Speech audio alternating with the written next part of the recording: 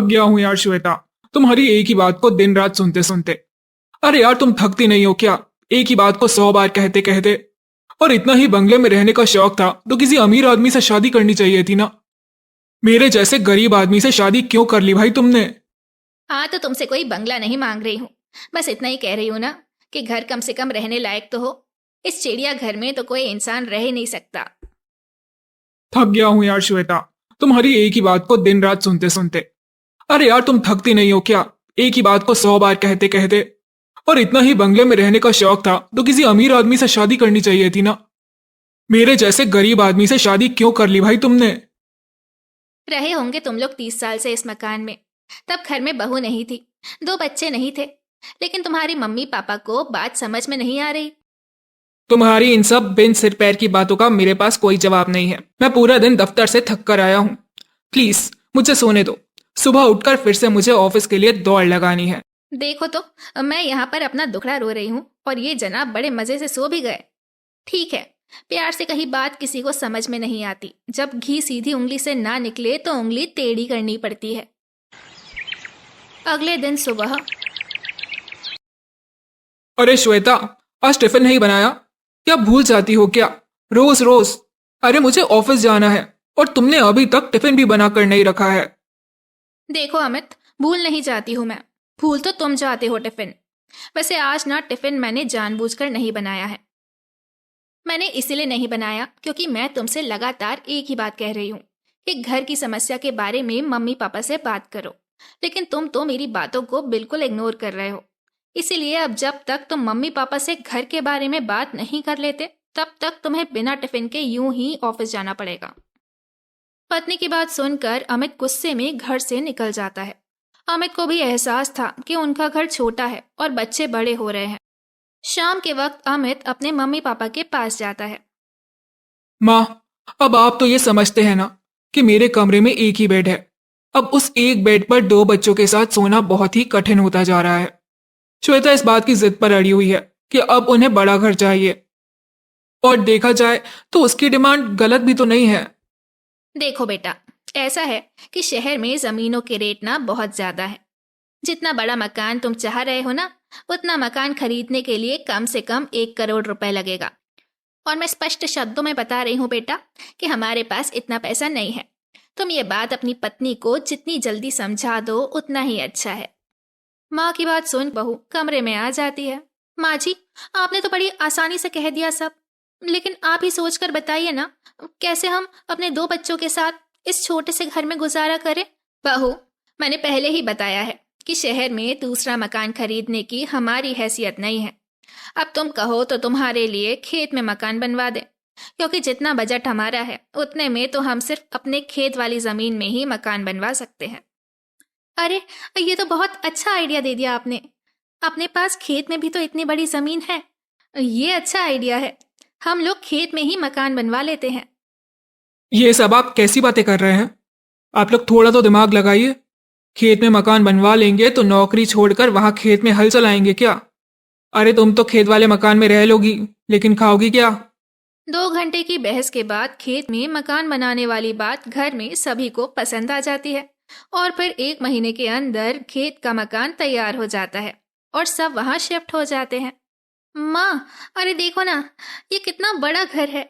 यहाँ तो मेरे बच्चे क्रिकेट भी खेल सकते हैं। जब इतनी बड़ी जमीन अपने पास थी तो आज तक हम क्यों इतने छोटे से मकान में रहकर दुख भोग रहे थे। आपने ना माँ जी मेरे साथ अच्छा नहीं किया। हम लोगों को इतना तरसाया है, उसके बाद ये मकान बनवा कर दिया आपने। मैं तो अभी भी कहता हूँ कि यह खेत में ससुराल बसाने का आइडिया ही गलत है तुम्हारा। थोड़े ही वक्त में रोते हुए नजर नहीं आए आप लोग तो मेरा नाम बदल देना। अरे कोई भी जरा से दिमाग से काम नहीं लेता है। अब आप ही सोचो माँ, मेरे पास तो मेरी पर्सनल कार है, इसीलिए मैं तो फिर भी इसी तरह ऑफिस चला जाऊंगा। लेकिन बच्चों के स्कूल के बारे में सोचा है? स्कूल की बस आएगी क्या खेतों के अंदर बच्चों को लेने? आप लोग क्यों छोटी छोटी बातों पर अपना ब्लड प्रेशर बढ़ाने लगते हैं। मैं हूं ना, बच्चों को लाने और छोड़ने का काम मेरी जिम्मेदारी है। आप लोग टेंशन ना लो, सब मैनेज हो जाएगा।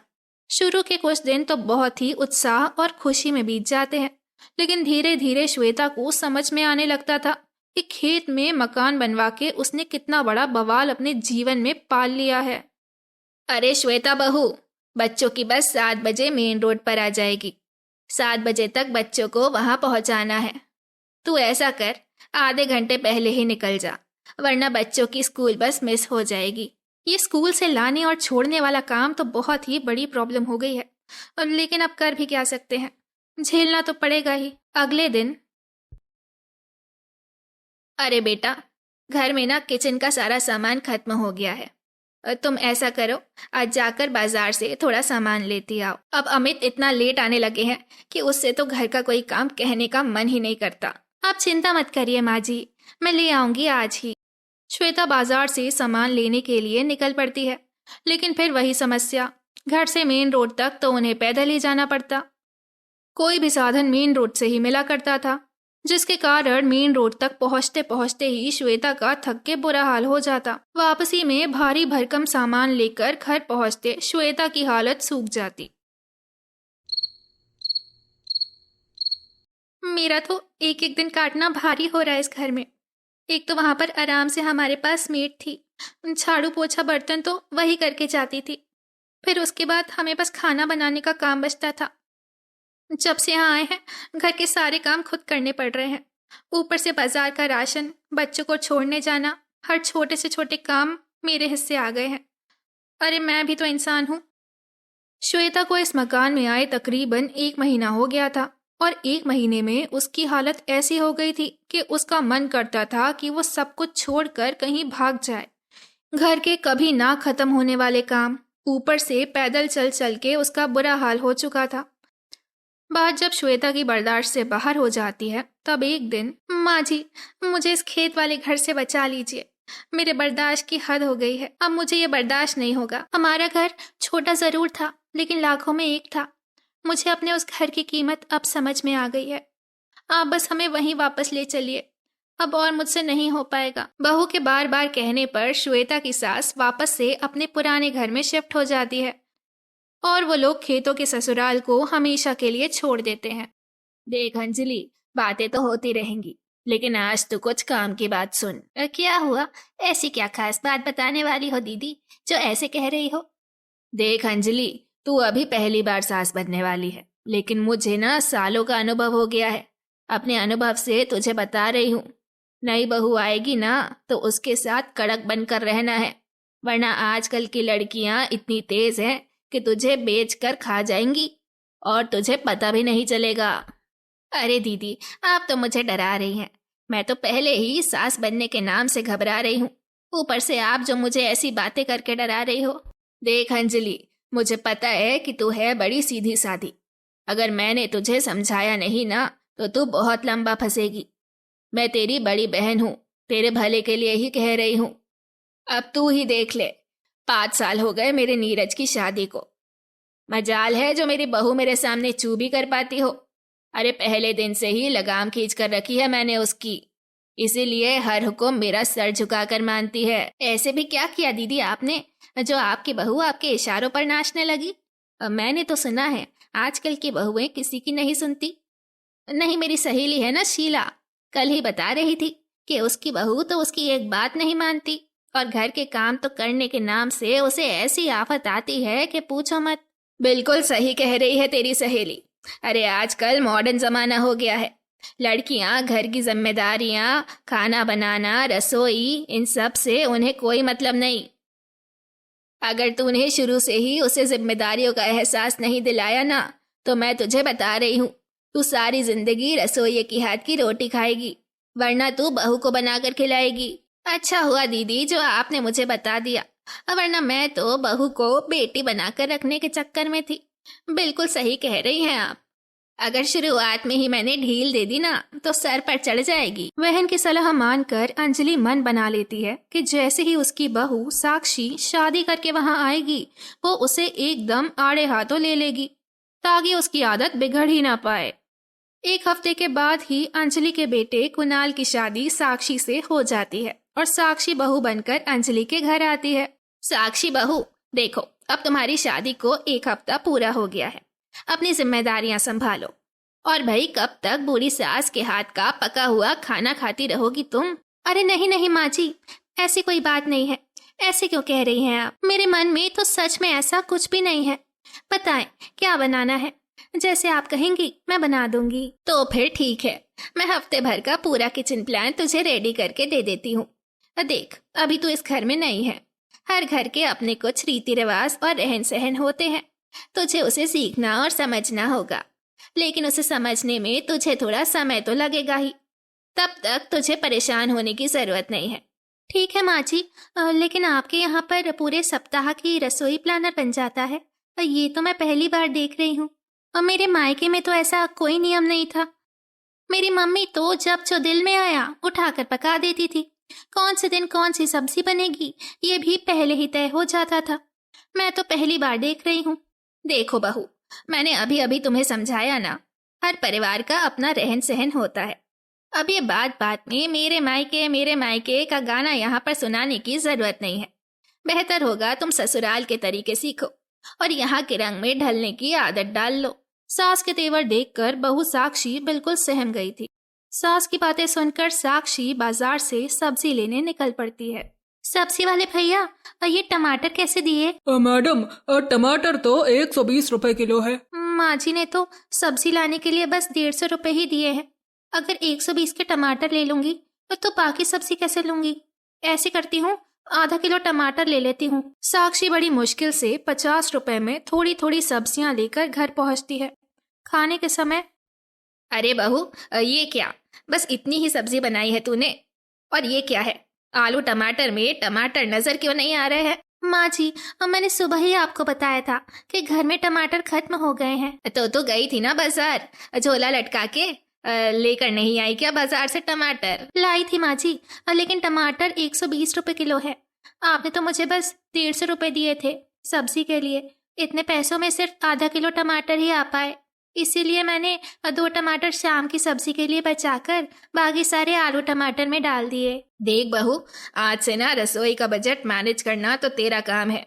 मैंने तो तुझे लिस्ट बनाकर दे दी है, कब और क्या बनेगा। बाकी की जिम्मेदारियां तेरी हैं। देखिए माँ जी, मुझे खाना बनाने में कोई समस्या नहीं है, लेकिन आप भी तो समझने की कोशिश करिए।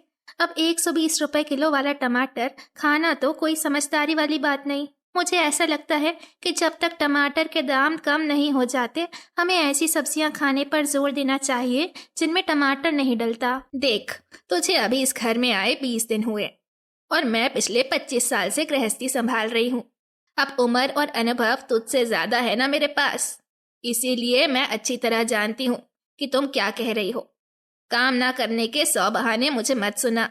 अगर मैं थोड़ी सख्ती ना करूं तो तू बजट के नाम पर एक दिन खाना बनाकर 4 दिन खिलाए। साक्षी अपनी सास को समझाने की बार बार कोशिश करती, लेकिन उसकी सासू माँ तो जैसे कसम खाकर बैठी थी कि बहू की बात उसे सुननी नहीं है। सास के इस रवैये के कारण बेचारी बहू साक्षी रोज बाजार जाती और उनकी फरमाइश के हिसाब से सब्जियां खरीद कर लाती। कुछ दिनों बाद, अम्मा जी, आपने लिखा है कि आज भिंडी बनानी है, लेकिन बाजार में तो इस समय भिंडी का सीजन ही नहीं है। भिंडी बहुत महंगी मिल रही है। भिंडी की जगह कोई और सब्जी बना दूं तो नहीं चलेगा क्या? 7 दिन की रसोई में 7 तरह की सब्जियां बनेंगी, और वो 7 तरह की सब्जियां सबकी पसंद के हिसाब से। मैंने तुझे पहले ही बता रखा है। अब तू क्यों रोज रोज मेरा दिमाग चाटने के लिए चली आती है? अरे तू कोई खानदान की पहली बहू नहीं है। मेरी जीजी है ना, उनकी बहुएं 5 साल से सब संभाल रही है। मजाल है जो सास की किसी बात को काटे, वो चू की आवाज नहीं निकलती उसकी दीदी के सामने। एक तू है, रोज मुंह लटका कर मेरे सामने खड़ी हो जाती है। कभी कहती है टमाटर महंगे हैं, और आज चली आई भिंडी के महंगे होने का रोना रोने। अरे भाई, कोई सब्जी महंगी हो जाएगी तो खाना छोड़ देंगे क्या? साक्षी को समझ में नहीं आ रहा था कि आखिर उससे गलती कहाँ हो रही है। वो तो पूरे मन से अपनी गृहस्थी को समेट कर चलने की कोशिश कर रही थी, लेकिन हर तीसरे दिन उसे सास अंजलि के मुंह से फटकार सुनने को मिल रही थी। एक दिन अंजलि की बड़ी बहन का फोन आता है। अरे अंजलि, तेरे जीजा जी कई दिन से मिलने के लिए क्या कह रहे हैं? हमने सोचा है रविवार को हम परिवार सहित तेरे यहाँ आएंगे। अरे क्यों नहीं दीदी, ये तो बहुत अच्छी बात करी आपने। आप चिंता मत करो, मैं सब तैयारी कर लूंगी। रविवार के दिन मौसी जी अपने पूरे परिवार को लेकर अंजलि के यहाँ पधार जाती हैं। साक्षी, एक बात बताओ, इतना खाना तुमने अकेले बनाया है? जी भाभी, क्या हुआ? आपको पसंद नहीं आया क्या? पसंद? अरे भाई, खाना तो लाजवाब बना है। लेकिन ये बताओ, इतना काम अकेले कैसे कर लेती हो तुम? कहाँ से लाती हो इतनी एनर्जी? अरे भाभी, आप मेरा मजाक उड़ा रही है ना? बस आप ये समझ लीजिए, आपको देखकर, आपके बारे में सुन सुनकर आप ही की तरह बनने की कोशिश कर रही हूँ। मेरी तरह? लेकिन मेरी तरह क्यों बनना है तुम्हें? और अगर मेरी तरह बनना है तो ये सब करने की जरूरत क्या है? मैं समझी नहीं भाभी, आप क्या कहना चाह रही हैं? मैं जानती हूँ आप पूरे परिवार की जिम्मेदारी बहुत अच्छी तरह संभालती हैं, सबकी पसंद का खाना बनाती हैं, मौसी जी की एक आवाज पर दौड़ी चली जाती हैं और कभी उनसे पलटकर कोई सवाल भी नहीं करती। लेकिन मैं क्या करूं, लाख कोशिश करने के बाद भी ना आदर्श बहू नहीं बन पा रही हूँ। कुछ ना कुछ गलती तो हो ही जाती है मुझसे, लेकिन मैं जानती हूँ समय के साथ आज नहीं तो कल मुझे भी आपकी तरह इस परिवार को चलाना आ ही जाएगा। अरे अरे, रुक जाओ रुक जाओ रुक जाओ, ये सब क्या बोले जा रही हो तुम? तुमसे किसने कह दिया मैं आदर्श बहू हूँ? देखो साक्षी, मैं जो हूँ नहीं ना, वैसा होने का नाटक करना मुझे पसंद नहीं है। मुझे किसी की आदर्श बहू बनकर सारी जिंदगी जीने का कोई शौक नहीं है। ये सब किसने कहा तुमसे? मैं अपनी पूरी जिंदगी किसी को खुश करने में नहीं बिता सकती। मैं सिर्फ वही करती हूँ जो सही है। गलत बात मैं किसी की भी नहीं सुनती, ना मैं किसी को गलत कहती हूँ। अच्छा, अगर ऐसी बात है तो चलो आज तुम्हारी सारी गलतफहमी दूर कर देती हूँ। पावनी जाकर सीधा अपने सास के सामने सोफे पर बैठ जाती है। वहीं पर अंजलि भी बैठी हुई अपनी बड़ी बहन से बातें कर रही थी। मम्मी जी, एक बात बताइए, मुझे अभी पता चला है कि आप सप्ताह के 7 दिन में मुझसे 7 तरह के खाने बनवाती हैं, मुझे अपने इशारों पर नचाती हैं। इतना ही नहीं, मैं आपकी एक आवाज पर थर थर कांपने लगती हूँ। अरे ये क्या कह रही है बहू? ऐसा किसने कह दिया तुझसे? अरे भाई, तुझे मेरे सामने कांपने की क्या जरूरत है? अच्छा सासू माँ, अभी तो आपके विचार मुझे बड़े साफ सुथरे नजर आ रहे हैं, लेकिन ये तो बताइए, अगर आपके विचार इतने अच्छे हैं तो मेरे बारे में ये सारी बातें मौसी जी से किसने कही? अरे दीदी, आप तो रंग बदलने लगी। ठीक ही तो कह रही है पावनी बहू, आप ही ने तो ये सारी बातें मुझसे कही थी कि बहू को पहले दिन से ही मुट्ठी में दबा कर रखना, वरना सर पर चढ़कर नाचने लग जाएगी। और आपने भी तो अपनी बहू को पहले दिन से ही अपनी मुट्ठी में बंद करके रखा है ना, तभी तो वो पिछले 5 साल से आपकी एक आवाज पर थर थर कांपने लगती है। अरे चुप कर नालायक, मैंने तो तुझे जो कुछ भी समझाया तेरे भले के लिए समझाया। मैं नहीं चाहती थी कि पिछले 5 साल से जो मैं भुगत रही हूँ वो तू भी भुगते। देख ले मेरी बहू की कैसे चपड़ चपड़ जुबान चल रही है, और अगर मैंने टाइट करके रखा होता ना तो आज मुझे ये दिन थोड़ी ना देखना पड़ रहा होता। दीदी, अगर वाकई यही बात थी कि आप मेरा भला चाहती थी तो आपको मुझे सब कुछ सच सच बताना चाहिए था। ये पावनी बहू के बारे में झूठी बातें करने के बाद आपने मेरे मन में शुरुआत से ही मेरी बहू के लिए कड़वाहट भर दी, इसीलिए मैंने तो कभी उसके साथ अपने रिश्ते सुधारने के बारे में कोशिश ही नहीं करी। देखिए मौसी जी, मैं मानती हूँ कि माँ जी ने आपके मन में गलत बातें भरने की कोशिश की, लेकिन इन सब में सबसे बड़ी गलती तो आपकी है। आप बहू को आदर सम्मान और प्यार देने के बजाय आप ऐसे कैसे किसी की भी बातों में आकर अपना रिश्ता बिगाड़ने के लिए चल पड़ी। कल तो अच्छे बुरे वक्त में आपके काम तो साक्षी ही आएगी ना, रिश्तेदार नहीं। फिर बहू को सम्मान देने के बारे में क्यों नहीं सोचते हैं आप लोग? बहू, अब मुझे माफ कर दे, मेरे कानों पर तो दीदी की बातों का पर्दा पड़ा हुआ था, मैं कुछ समझ ही नहीं पाई। पावनी बेटी, मुझे माफ कर दे, मैं कुछ समझ ना पाई। ऐसे ही कुछ देर सब अपना दिल हल्का करने के बाद दीदी और बहू अपने घर चले जाते हैं। माँ जी, मैं बाजार से सब्जी लेने जा रही हूँ। मैं वो प्लानर ढूंढ रही थी, अब मुझे मिल नहीं रहा। आपने देखा क्या? आज के दिन कौन सी सब्जी बनानी थी? क्या आपको याद है? मैंने वो प्लानर फाड़ के फेंक दिया है बेटी, जो तेरा दिल करे आज वो बनाना।